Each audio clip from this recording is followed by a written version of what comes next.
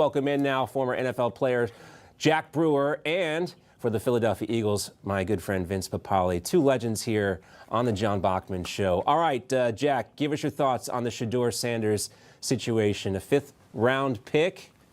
What happened?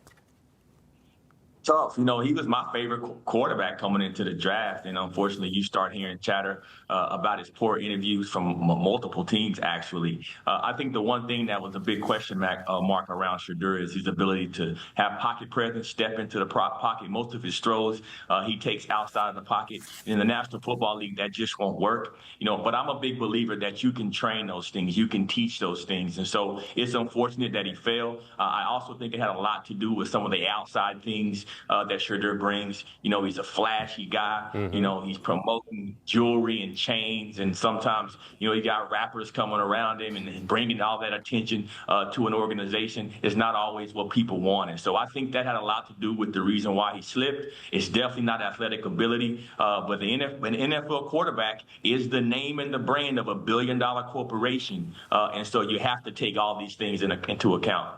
Well, the good thing for Shedeur is he'll have a chance to prove himself now. We got just a few months away from training camp, and I'm sure there'll be lots of media surrounding Shedeur.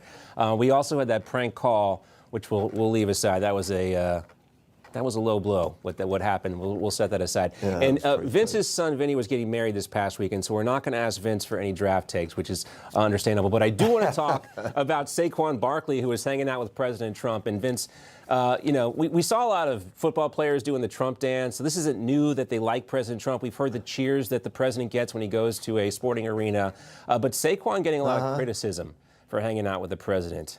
That's not fair, is it? Well, you know, unfortunately, what happens, a guy, you know, he's just a guy. You know, he's a football player, and the president loves him. And I know President Trump all the way back when he was the owner of the Generals, and that was the original USFL. You know, so he's really had a lot of love and a lot of stuff going on with football. You know, so for Saquon to be with him, why not? You know, why does it have to become political all the time? You know, I mean, it's just a guy and it's two guys really enjoying each other, especially out in the golf course. I wish I'd have been there with them, but you know what it is. Yeah, hopefully there's some video, social media that will get leaked out on the golf course, because it's always interesting to see President Trump play golf with another athlete. You guys always have like these amazing abilities to not just be good at one sport, but also somehow be amazing at golf as well. And he's always trading tips. And I've always heard President Trump too, like he gets really into it when you're playing golf with someone. He's very complimentary if you hit a good shot. I don't know, we'll see. And I'm sure we'll see the chemistry today at the White House. So Vince, you get to go to the White House today with the Eagles to celebrate their Super Bowl victory.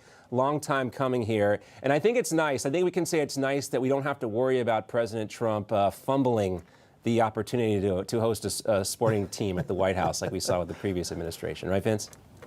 I think he'll do just fine. Yeah, everything will be working fine. Yeah, and Jack, you obviously know President Trump very well. In these types of situations, he seems to excel. I mean, he's a man's man, but he's an athlete's man. I remember the first time I actually got a chance to sit down with him was at the same golf course there in Bedminster, and you know, he just has that ability. I mean, remember he was a pro team owner. He owned it, and you talk to guys like Herschel Walker, who he drafted, and so many other athletes that he's close with. He goes into a stadium for a UFC fight, and the entire crowd goes wild. And so I applaud Saquon. No, Saquon Barkley is one of the highest character guys, not just in the NFL, but in all of sports. I mean, look at it from the way he approached his collegiate career to what he does now. You never hear any trouble about him off the field. You talk about a classy guy. It's Saquon Barkley. This is the type of guy that we need our kids to look up to. And I think that's what President Trump was showing the nation, and that's exactly what he said to those cameras. And so we need more role models like Saquon Barkley. Good for you. I hope they have an incredible time today at the White House. What an honor. And Jack, you played on the Giants. I mean, are you ever going to forgive your former franchise for giving up Saquon Barkley? Yeah, I played for the Giants and the Eagles, and I can tell you every Giant fan across America was hurt by seeing that move. I mean, you talk about a kid that is arguably the best running back of our time, man. It's incredible to watch him. So, yeah, as an old blue guy, that's a tough one, John. And Vince, I mean, what does Saquon mean for the city of Philadelphia now, especially after the Super Bowl victory? Oh, he's a gem. Everybody loves him. You know, when he first came in, one of my best buddies is Lee Cohen, and he's a foot doctor for the Eagles. And as soon as he came in, he just talked about what a great guy was, a character guy that he is, you know. So, and he'll fit right into the Philadelphia mold, you know. He's a tough guy.